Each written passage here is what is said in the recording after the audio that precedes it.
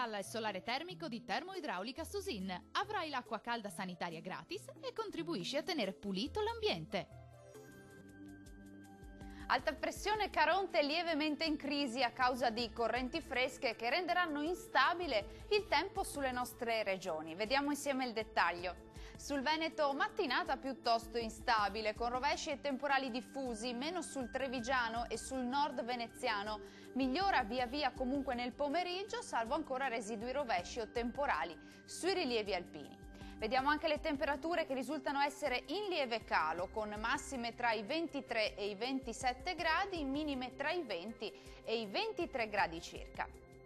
Che tempo farà invece sul Friuli Venezia Giulia? Qui il tempo sarà in prevalenza stabile, salvo più nubi e qualche scroscio di pioggia sulle Alpi più occidentali. Temperature anche in questo caso in calo, con massime tra i 24 e i 27 gradi, minime attese tra i 20 e i 21 gradi circa.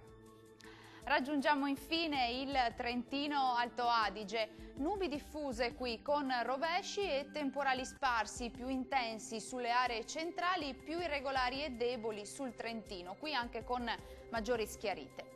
Vediamo le temperature che anche in questo caso sono in calo, massime tra i 26 e i 30 gradi, minime invece in aumento sui 21-22 gradi circa. Il mare sarà generalmente poco mosso, i venti invece saranno moderati e nord-orientali. Dal meteo di Antena 3 è tutto, grazie per l'attenzione e arrivederci.